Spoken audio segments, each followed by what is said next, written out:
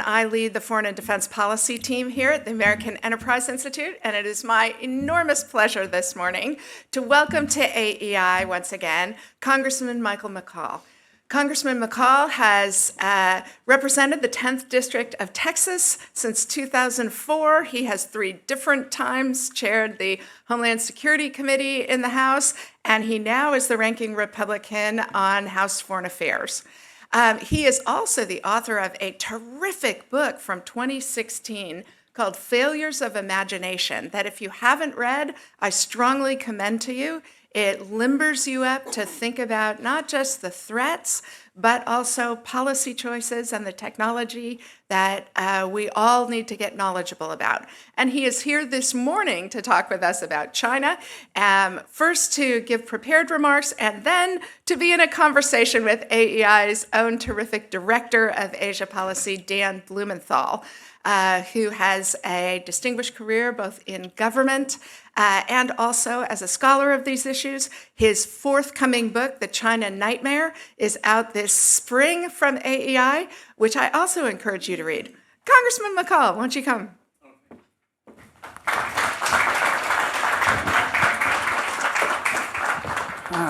The China Nightmare. Wow. Look forward to reading that. Is the sound okay? Yep. All right. I just want to thank AEI for inviting me once again. It's a great institution. We've hired a lot of my staff from AEI, and they've done a fantastic job.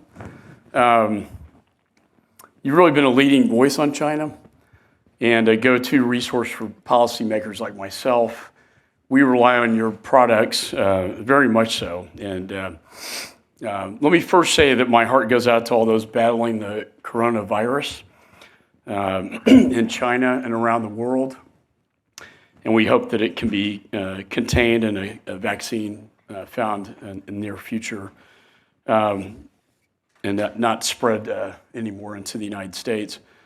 I want to engage in a really serious conversation about overall relationship with China and our understanding of the People's Republic of China and Chairman Xi's Chinese Communist Party.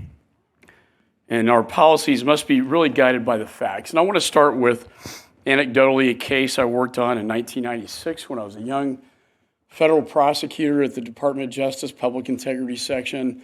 And there were reports coming in that China was trying to influence our election. So the idea of a foreign power trying to influence our election is not anything new. And in this case, it was the PRC. And I had the case, Johnny Chung. And we prosecuted him. He pled guilty, and then he started cooperating with us in what was probably the most fascinating prosecution that a young guy at that time could have, because Johnny Chung then led us to the director of Chinese intelligence. And Chung really walked into an intelligence apparatus. He met with Liu Qiaoying, who was the executive vice president of China Aerospace, and her father was the most powerful general in China at that time. There's no distinguishing between private sector and military intelligence. And so they brought him in, and in a room with an antenna, Xi Jinping, the Chinese director of intelligence, said, "We like your president. We want to see him get reelected, and we want to give him money." And they gave him about $360,000. We had a bank deposit slip from Liu Qiaoying, China Aerospace, into his Hong Kong bank account. And then Johnny, in his usual comical way, paid off his mortgage, and the rest of it went to the Clinton campaign. But it was interesting in the sense that at a young age, this is decades ago now, but I got a taste of the tech transfer, satellite technology. Why were they so interested in? Clinton had gone pro-Taiwan, anti-China, to then pro-China. And the idea that they could cultivate him to do the tech transfers, dual-use technologies like satellites to maybe help our economy, but strengthen the Chinese. And they liked that policy. And they liked it so much they wanted to see him get reelected. I thought it was very fascinating. We had a lot of wiretaps up in China, a lot of strange things that happened. And The strangest thing was my FBI agent, foreign counterintelligence, when the wall was up back then, we shared a lot with him, but he couldn't share anything with us. A year after that case was over, he was indicted for espionage. He was sleeping with a Chinese spy. That's called the honeypot.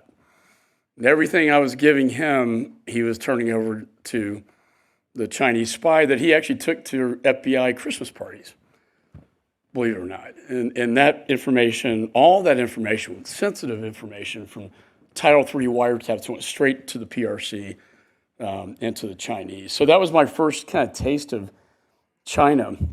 That's been more than 20 years ago, but this story really could easily be a headline today. And the threat from Chairman Xi's Chinese Communist Party largely remains the same. But it's now more aggressive, it's more expansive, sophisticated, and better resourced.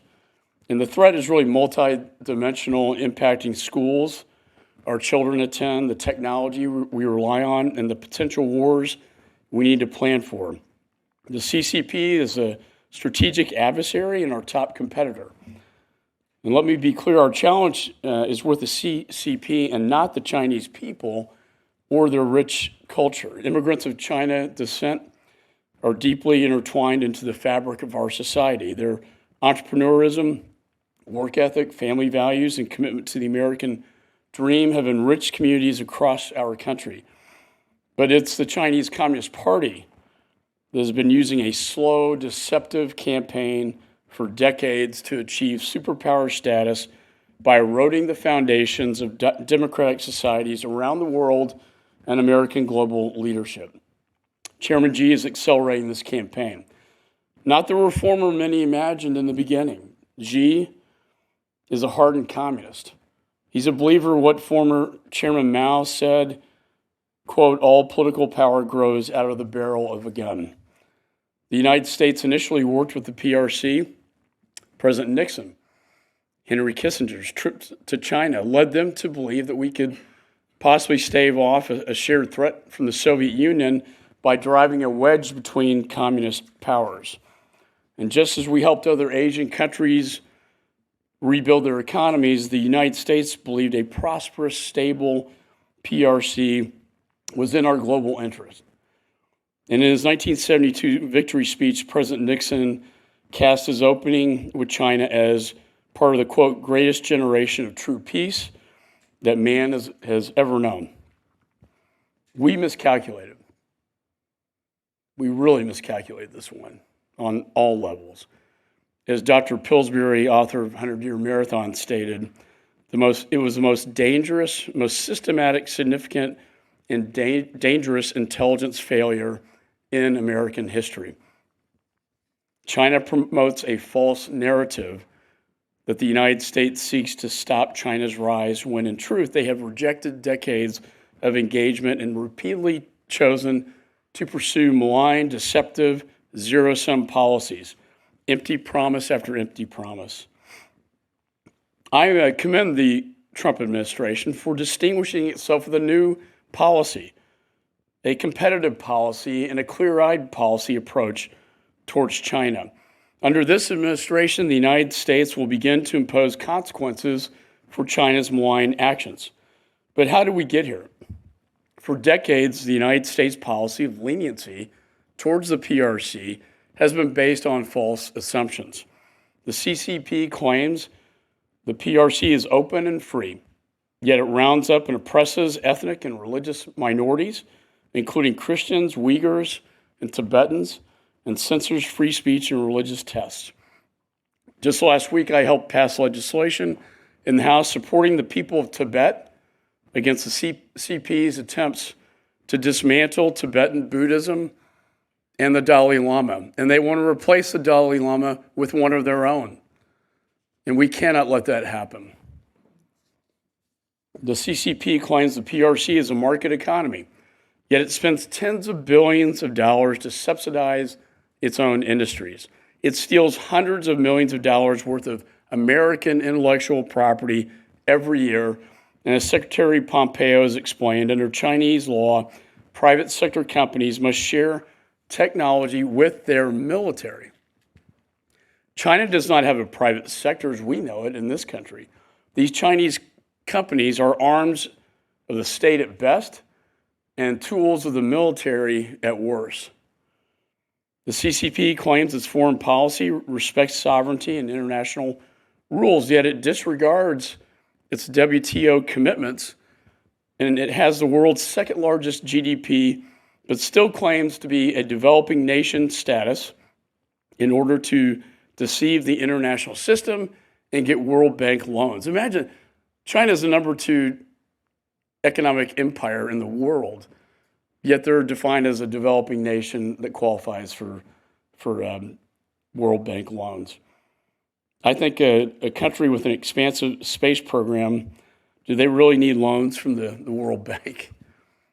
Additionally, they use debt trap, Belt and Road Initiative diplomacy to take strategic land and resources from nations through their predatory Belt and Road Initiative. CCP claims it believes in the rule of law. Yet FBI Director Chris Wray told Congress that, quote, there is no country that poses a more severe counterintelligence threat to this country right now than China. End of quote. In fact, the FBI has more than 1,000 open intellectual property theft investigations, and almost all lead back to China, according to the FBI director. And former General Alexander, the NSA director, calls this the, quote, greatest transfer of wealth in human history. We do not need to look further than last week to see the pervasive reach of their 1,000 Talents program, which I've warned about for years. Harvard's lead chemist was arrested for lying to the Pentagon about taking millions of communist research funds. A Chinese national was stopped at an airport with 21 vials of biological research in his socks. A PLA officer committed visa fraud in an effort to discover military research projects. Texas A&M University, my home state, discovered more than 100 faculty members were involved with a Chinese talent recruitment program, even though only 5 had disclosed participation. And these are just in the recent weeks. In the last year, a massive espionage campaign to steal advanced biomedical research was exposed at Houston MD Anderson's Cancer Center, a prominent research facility near my district. Multiple scientists were caught sending research back to China, implying to do so. In an email back to China, one scientist wrote, quote, I should be able to bring the whole set of primers to you if I can figure out how to get a dozen tubes of frozen DNA onto an airplane. And remember, MD Anderson, Dr. Allison discovered immunotherapy, which is going to be the breakthrough in the way we treat cancer, to use your own T cells, your own immune system, to attack the cancer rather than chemo, killing the cancer before it kills you. But simply put, we've let them get away with this. Really, we've given it to them. Really, for way too long. And as a nation, we've been asleep at the wheel. And I think only until recently, and I think, Dan, with your book, are we waking up to what has happened? And they've used our complacency to their advantage. I think it is time for America to wake up to this threat and really start to compete. We can say China's a bad actor, but we got to compete. And if we don't compete, we're going to lose. In no other area in this competition more consequential, I think, than in cutting-edge technologies like quantum computing, which is a digital space race. Just like a race to the moon, quantum will be a space race in the digital space. Artificial intelligence, cyber, and 5G is vitally important. When you look at the global map and you look where they are in terms of Belt and Road and 5G, it's approaching nearly half of the world. And we're now just waking up to that fact. Chairman Xi has publicly stated he views, quote, high-end technology like 5G as a, quote, national weapon. When CCP companies plant down 5G networks, they own the digital space and everything stored on it, from personal data to sensitive government and business information. China's own national intelligence law states that, quote, any organization or citizen shall support, assist, and cooperate with the state intelligence work. and they are deploying their state-owned 5G worldwide. I just sent a team to South America to examine Chinese influence in the region, particularly in telecom. And sadly, I was not surprised by their findings. China is buying key companies and infrastructure and winning the race to deploy Huawei's 5G and undersea cables. Their influence and access to data are also growing in other key regions like Africa, where their ambassadors tell me America and our businesses are just, quote, not there. We need to be there to compete. It's amazing to me, the Panama Canal, Teddy Roosevelt built it, Carter gave it back, and now both ends of the Panama Canal have ports controlled by the Chinese. One large American company with substantial presence in Africa told me that African leaders have said to the company, please, quote, please do not leave us in the hands of the Chinese. They simply have no alternative in these developing nations. And I'd be remiss if I didn't say how disappointed I am with the UK's decision, one of our Five Eyes partners, to let Huawei into their networks. And we introduced a resolution with myself and Liz Cheney condemning this.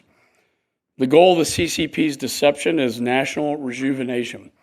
This is China's, quote, aspiration to replace the United States as the economic, military, and political leader of the world by the year 2049, which is the 100th year anniversary of the founding of the PRC. The CCP is well on their way by dominating manufacturing supply chains for critical sectors, achieving supremacy in core technologies, remaking trade routes to put China at the center of the global economy, and building up dominance in space, cyber, sea, and on the land. I'm sure many of you watched them showcase their military might late last year by parading thousands of troops. And I think the biggest surprise was to see their nuclear and hypersonic weapons paraded through Tiananmen Square. Some of these weapons we didn't know they actually had. Hypersonics are these exotic weapons that travel 40 times the speed of sound. And they're so fast that we simply can't stop them. The message was clear that Chairman Xi will no longer, quote, hide his strength and bide his time like previous party leaders. They are competing at every level and competing to win. If the CCP succeeds, there will be grave consequences for America and the world. More jobs, innovation, and wealth will move to China.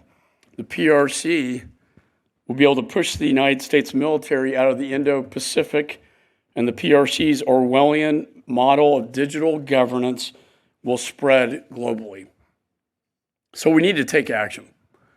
The President, Congress, business, civil society, and others, when the CCP threatens our interest or values, we must impose consequences. When the CCP steals 25 million security clearances, including mine and probably yours. I remember getting that notice in the mail that the Chinese have my, I filled it out in paper, but it was digitized by the FBI, and then Chinese went through OPM and stole everything. And what were the consequences to that? Absolutely nothing. When I asked Secretary Johnson of Homeland Security, what is our response to this? We had a meeting with the Chinese. This is what has to change. It's like my kids. I got 5 kids, right? There are no consequences to bad behavior. Guess what? Bad behavior continues. And we have to have consequences to this. CCP is all powerful in China, but continues to allow the export of fentanyl to poison our children. What a foreign policy when you think about that one. They poison over 100 Americans per day, die to fentanyl. And the Chinese, they're poisoning America and they're making money off it. Xi committed to stopping this, but we still see it coming in. And we need to be stronger and more resolute with our actions, with our allies against those responsible for these concentration camps, as the DOD calls them, in Western China and the suppression of pro-democracy protests in Hong Kong. We need to hold Chinese companies to the same corporate transparency requirements as our own companies and better communicate to our universities, as I've tried to do, and businesses about the dangers of working with and becoming reliant on Chinese funds and markets. So what have we done and what do we need to do? First of all, I think this administration and Congress have started to take China head on for the first time. The administration has correctly labeled China as a strategic competitor, and they are. They're not a developing nation anymore. And they are adapting to the PLA's growing capabilities in new domains, including space, outer space. I was proud to be at Andrews Air Force Base when the National Defense Authorization Bill was signed by the President, creating a new branch of service, the Space Force. This is not by accident, it's by design, because we have to compete with China and Russia in space. There was kind of an interesting joke, like, what are we going to call the cadets at this Space Force? They'll be the Space Cadets, I guess. We've sanctioned Chinese companies that are perpetrating human rights abuses throughout China and launched a Department of Justice China Initiative that has convicted American and Chinese nationals for espionage and other criminal behavior. Things I tried to do back in my day as a young prosecutor. We finally have a DOJ that's taken espionage from China seriously. And Congress has passed 2 bipartisan bills, both now law, that impose consequences on the CCP for its suppression in Hong Kong. The Hong Kong Democracy and Freedom Act, which was very bipartisan on both sides of the aisle, supporting freedom and democracy and the people of Hong Kong against the oppression of China. We also appropriate more than $300 million to counter Chinese influence around the world and funding technologies that support internet freedom. Remember, in China, just like Iran, the internet was not built, like here, it was built not with security in mind, but as an open academic exercise. And the power of academics is an open, free-flowing of information society. But it's also the greatest vulnerability. And China created their internet just like Iran did, with security in mind, so they can turn off and on the internet with a switch. And we see it in Iran turning off the internet and killing people. We see China controlling their internet as well. We're also putting commercial diplomacy at the forefront of our foreign policy to help confront China around the world through bills like my Championing American Business Through Diplomacy Act. You know, the original mission of the Foreign Service was to advance American interest, American business interests. It's in their charter, and yet many diplomats seem to forget that that is a fundamental mission of the State Department, is to advance our business interest abroad. And the BUILD Act and the Development Corporation, it's kind of like OPIC on steroids, is going to be fundamental in how we can compete against this Chinese influence both in Africa and in Latin America. They are just a start, and we're going to do much more. We're also working on phase 2 deal with China to address the structural concerns in our trade relationships, namely subsidies, industrial policy that make it impossible to compete with China's national champions like Huawei. We need to work more strongly with our allies to put effective controls on critical technologies that empower China's military civil fusion initiative. And we must find a way with our partners to come together on privacy, AI, exports control to counter a Chinese-led techno-authoritarian bloc. And most importantly, we need to invest in ourselves. We need a whole society dialogue on ways to break our businesses' reliance on the Chinese market.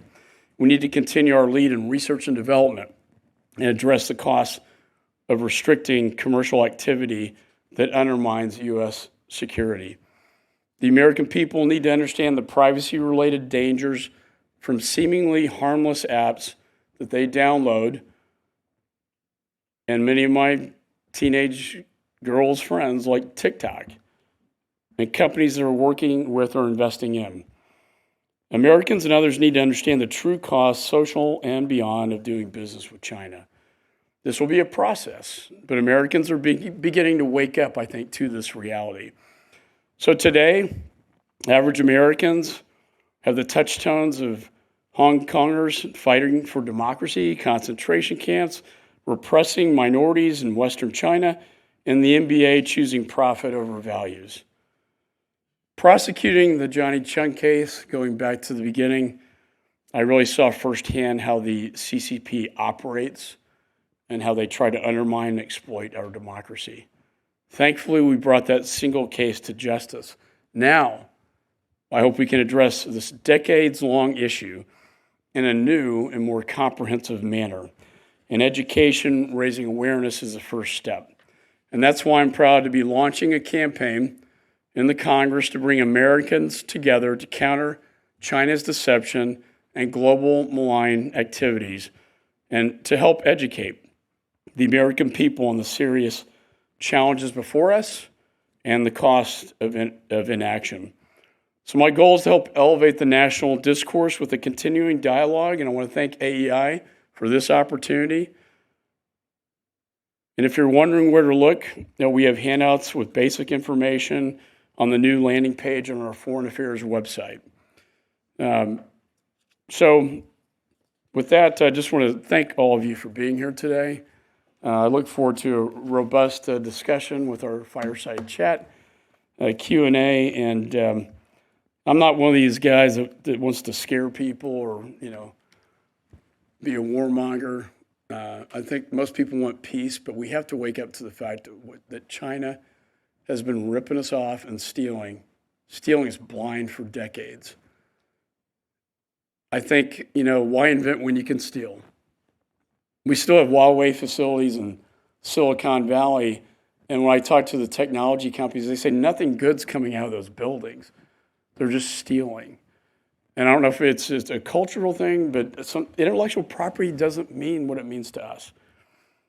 And they've stolen it over the past 2 decades, and now they are our number one competitor. As Secretary Pompeo recently told me, they are our number one threat. So I look forward to working with y'all, and thank you so much for being here.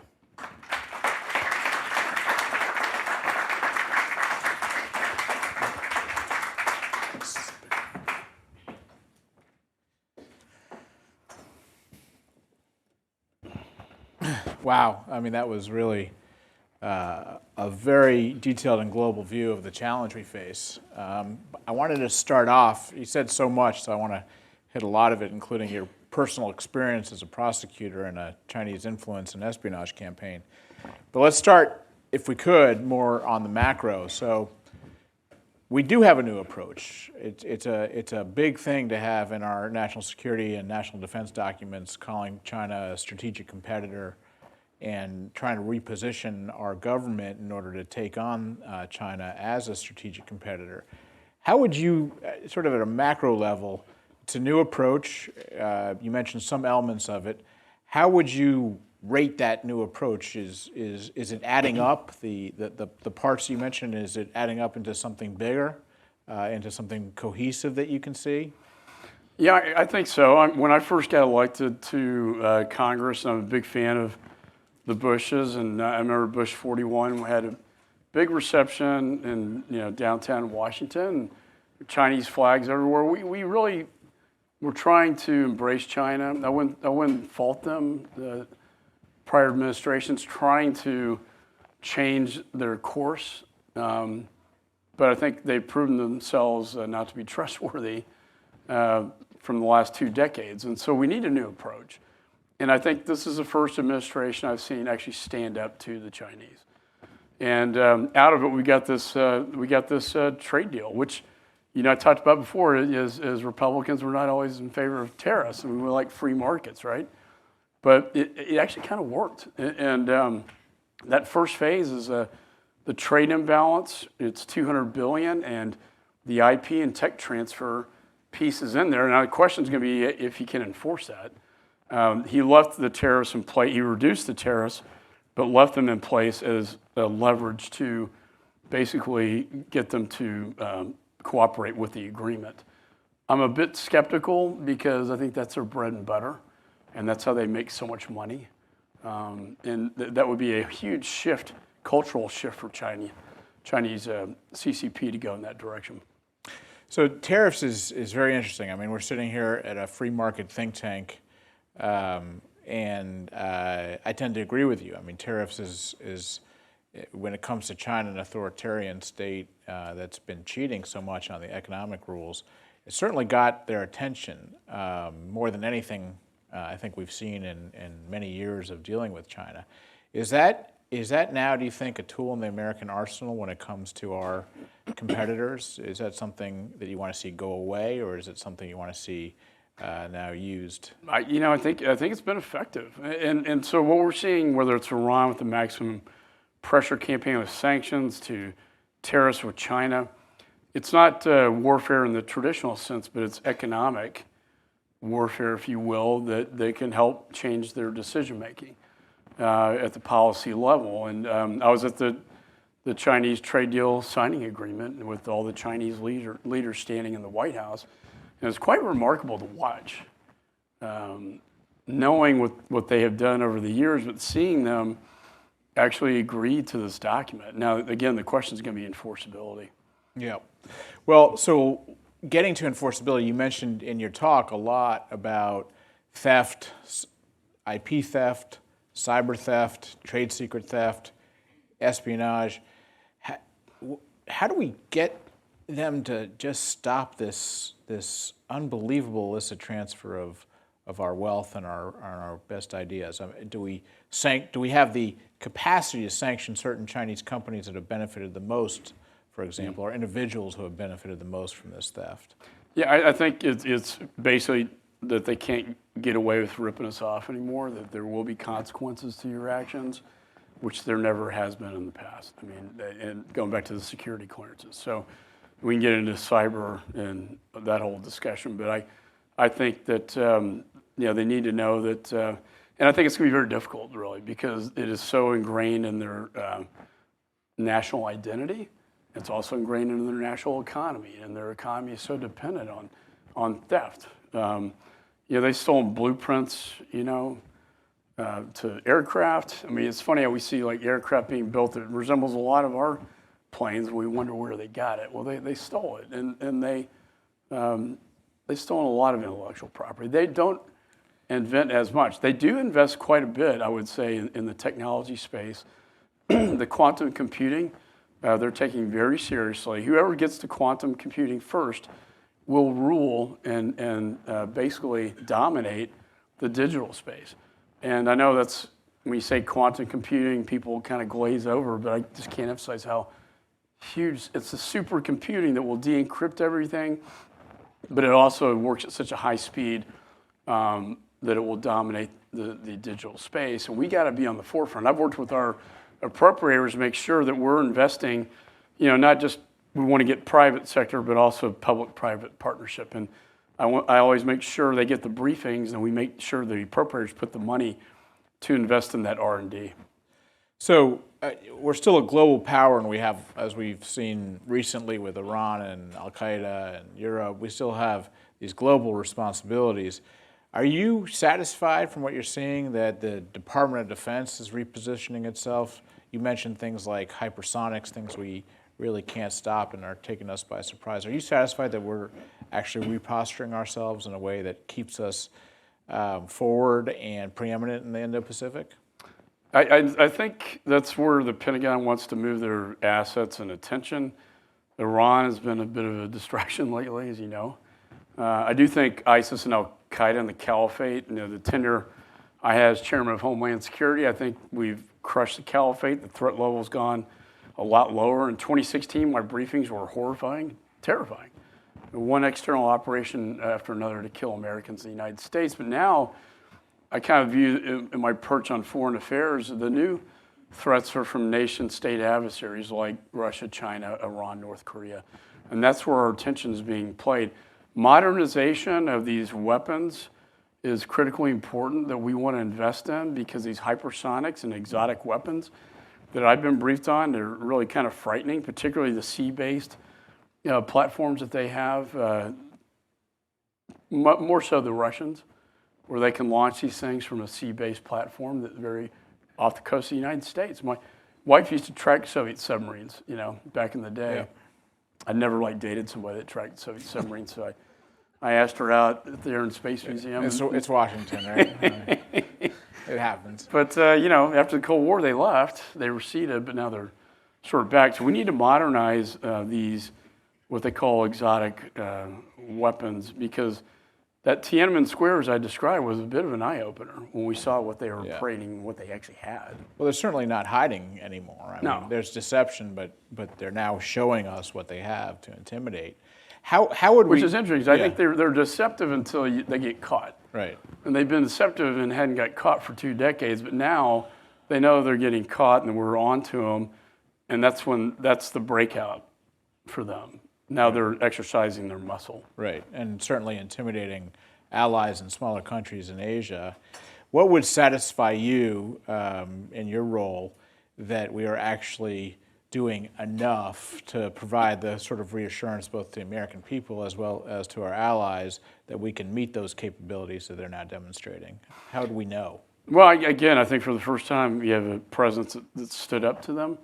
You have a Department of Justice that's actually prosecuting now. That's a step in the right direction. Sure. We haven't seen that, and the consequences. And then I think again, we can say the Chinese people. Again, I want to remind. I'm not talking about the Chinese people. I'm talking about the Chinese Communist Party. We need to understand how they operate. That it's one and the same: military, intelligence, private sector. Our companies need to be aware when they go in that they're going to have Chinese cells operating within, that nothing is going to be safe from being stolen. And then, maybe a short-term gain for them, but then, long-term, you're going to have a facility open up down the street with the same technologies and they get run out of business. The African nations know they're getting exploited. They bring in their own workers. They don't hire the country's host workers. And then they debt trap and leverage them where they can wholesale take over these countries. Like the ports are really important. We look at the ports where China is in right now. I mean, they took over Sri Lanka, Djibouti, which is right next to our military base, down to the Panama Canal. And I just, I worry that we just got to be more competitive. And then going back to the Build Act and the Development Corporation, I think that's where we can invest with our private sector to go into these areas where they're taking over wholesale and try to compete against the Chinese and let these countries know that they're not in their best interest. And I think in some respects, in a lot of respects, they know that, but they don't have an alternative. So on that note, I mean, we no longer have a U.S. information agency. We have a global engagement center, but in terms of advertising to other countries, kind of the malign influence of the Chinese Communist Party, as well as our own positive influence for all our problems. Do you see a need at a strategic level? I'm always loath to suggest new agencies, but at a strategic level to have what we had in the Cold War, which is some kind of strategic information operations that target some of these countries and also stop the disinformation spread about us. Right, and I met with the Voice of America. There's a new organization that deals with the technology. It's vitally important both in China and Iran. These freedom fighters in Hong Kong, getting information to them. I've never had more social media hits in my entire career than I have out of Hong Kong. I probably have more supporters in Hong Kong than in my own district. Yeah, but standing up for them. And I think for them to get the message that we support them. And what Congress says, I'm always surprised that when I say something on the floor, how it gets carried, to Hong Kong and the streets of Iran. And I think it's a new technology to crack their internet. Because you're right, it's the communication and the breakdown on their communication that stops freedom from rising up. And we are looking at VPN and peer-to-peer and some other things that we can use to have greater communications from within these very dominated, internet-dominated countries like China and Iran. Right, and it seems like you mentioned the Defense Finance, I guess it's the Institute or DFI, and And the Build Act and so forth, which was passed on a bipartisan basis, supposed to work with our private sector as well as I guess Australia, Japan, India, friendly countries to do projects in some of the countries you mentioned in Africa and Sri Lanka and other places where the private sector might not go itself. How do you see that unfolding now? I mean, would you like to see more financing? Would you like to see more risk-taking on the U.S. government to get the private sector insured? Well, we appropriated a pretty large sum of money to do just that. And so, again, we have to be competitive, in these areas. But, like when I talk to AT&T about 5G, for instance, right? They'll say, look, we're doing everything we can, but we don't have, a state subsidy. The United States government's not pouring a ton of money like they are in China. Their whole 5G program, Huawei, is state subsidized. And, they just borrow money from themselves and they put tons of investment dollars in Huawei that makes it difficult to compete.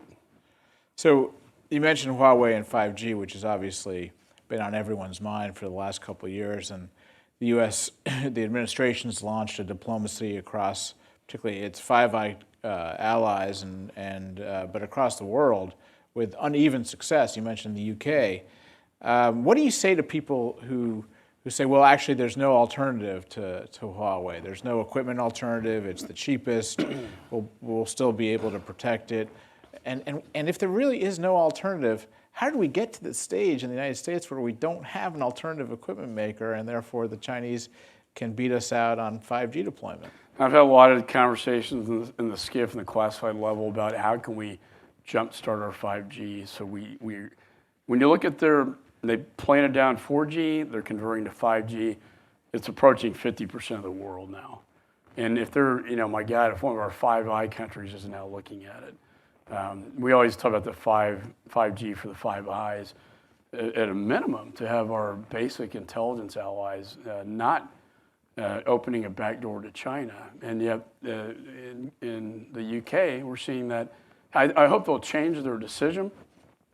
I think, Corey, as you and I talked about, I can't, at the MI5 level and cabinet level, I don't think they supported this decision. It is cheap.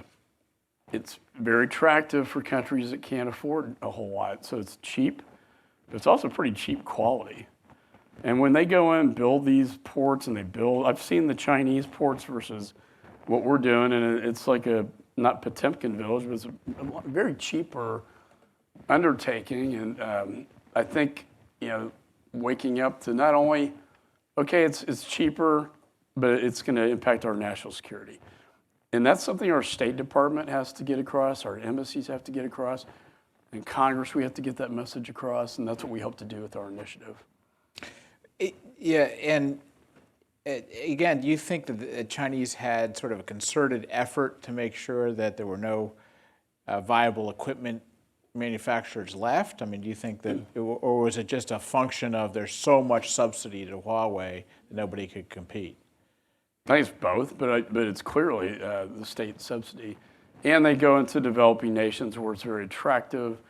Look, we'll build you roads, we'll build you soccer stadiums. Remember, they're not subjected to the Foreign Corrupt Practices Act like our businessmen are and women. So they go in with bags of cash, and it's very attractive. But then they bring in their indentured servants from China into the country. Doesn't benefit the host nation. And every time I talk to these ambassadors from Africa, Latin America, we try to emphasize that. The good news story, like in El Salvador, the new president who's pro-U.S., his predecessor was going to bring the Chinese in. They're going to take over 2 ports in El Salvador, and he basically kicked them out. And so I think it's a wake-up call, not only for our country, but for these countries that the Chinese are really predators, where it's not in their long-term best interest. When you go back to your district in Texas and talk to people, what resonates the most about what you say about China? Are people feeling this challenge that perhaps their privacy will be infringed? Is it the IP? Is it the military aspect? Is it Hong Kong? What is it that really resonates? Probably, I think the intellectual property theft and the cyber dimension, because what I found with foreign policy is I can talk about these issues and If I'm at a local chamber, they may get it. If I'm at just some sort of town hall, foreign policy resonates when it impacts them personally. Right. Like when ISIS was rearing its ugly head, people were terrified that they could hit in any place, anywhere in the United States.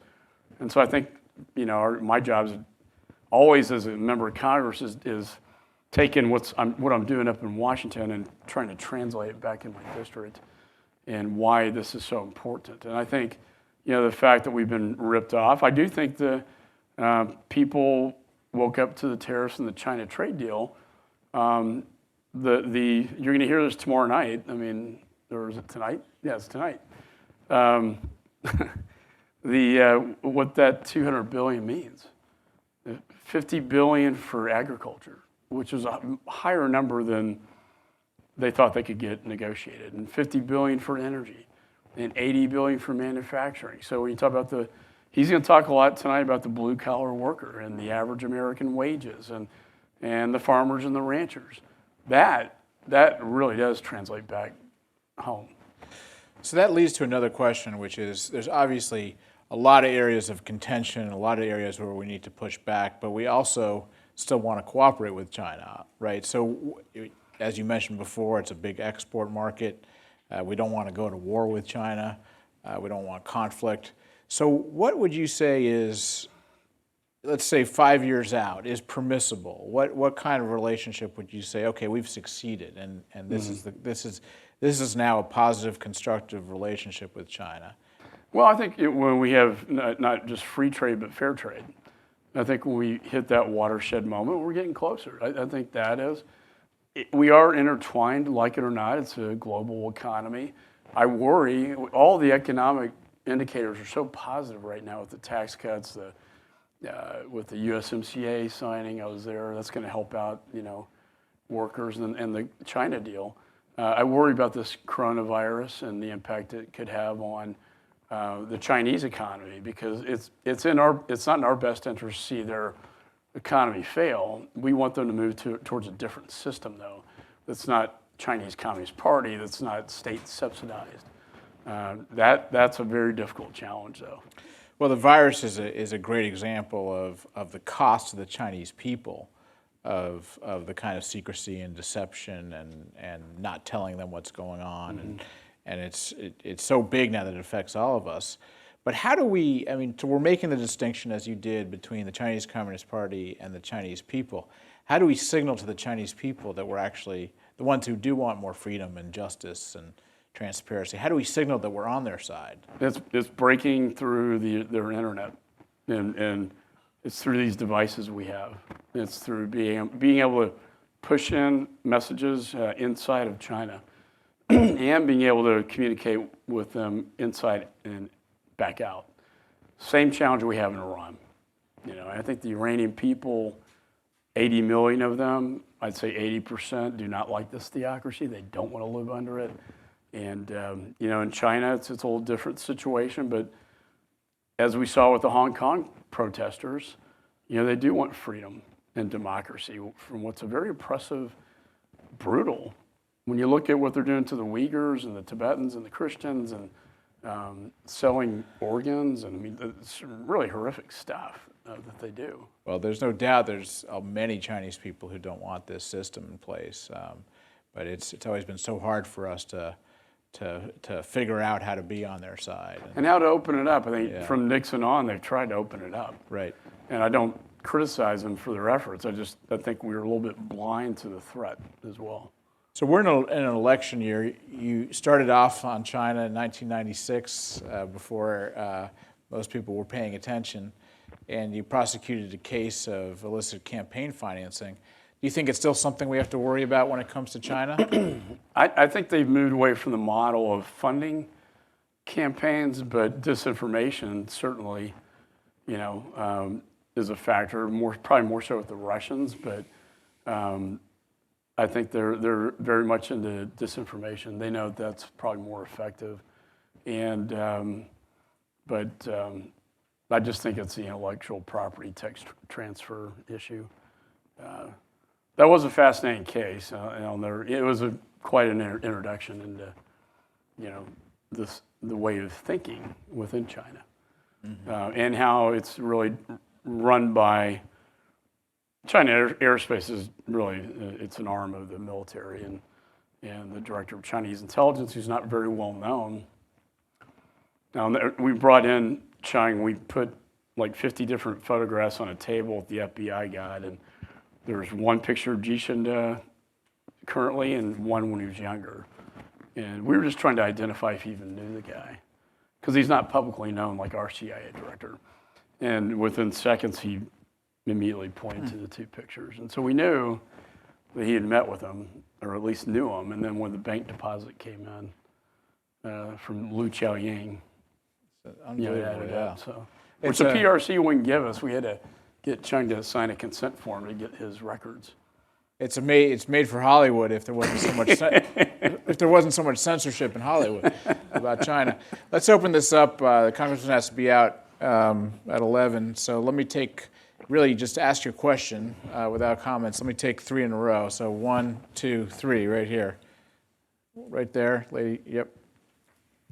Thank you, reporter from Voice America. Thanks so much, Congressman, for mentioning the Voice America at the front line at battling the disinformation campaign from China. So I have two questions. The first question, on Saturday, Chinese ambassador to China, Cui Tiankai, made a public speech in San Diego. He was saying that we should guard against any political virus that prevents China and the United States from joining hands to counter the common challenges. And he also said, I quote, there may be someone who try to get political and economic gains from the current situation to push for the decoupling of our peoples. So end of quote. So what's your comments here? And the second, you also mentioned the arrest of the Harvard dean. So there are people in China and the United States saying that the global science cooperation is very important. So how do we keep a balance between crackdown on the economic and academic espionage and the science cooperation? Thank you. Thank you. Why don't you take those two, because they were... Yeah, so the next, please keep it to one. when you get to like the CIA briefing or intelligence briefing, they have a bubble chart, and it has all the different areas where China is trying to infiltrate, and academia is obviously a big part of that, and they really take advantage of our open academic society. There are many great things that come out of that, and that it's, like I said, our biggest strength. But it does open a back door to vulnerability when you have a bad actor. And I'm not saying all these researchers are bad actors. A lot of them, we do a lot of collaboration, which is all good. But when we do have these espionage cases that pop up, where they're, as I mentioned in my speech, we need to stop that. And that's been happening for quite some time. And the 1,000 Talents program, as well. One thing I haven't mentioned about 5G is that I had a bill that passed on the floor. The international standards setting bodies within the United Nations have really been infiltrated by China, and we've had very little representation by the United States to advance our 5G. So it's a little bit skewed in the UN and these international standard setting bodies to skew it towards Huawei. And I think that's something we need to work at really at the United Nations level to better compete, because the deck's stacked against us. And again, I go back to the idea that there's still a developing nation that qualifies for World Bank loans to fund what they're doing, state subsidized things like Huawei and their military in space is not really a level playing field, because they're not a developing nation anymore. They're a global economic powerhouse. This gentleman over here, and please be succinct. Okay. Thank you for your comments on the concentration camps and your work regarding the Uighurs in China. And I just wonder, could you explain why we have yet to sanction meaningfully any Chinese company, any Chinese official in connection with 3 million in concentration camps? In particular, you mentioned TikTok. So TikTok's sister company just, sent people directly to the concentration camps by revealing to the authorities these Uyghurs who cried for help, showing their family members that are in the camps via silent videos.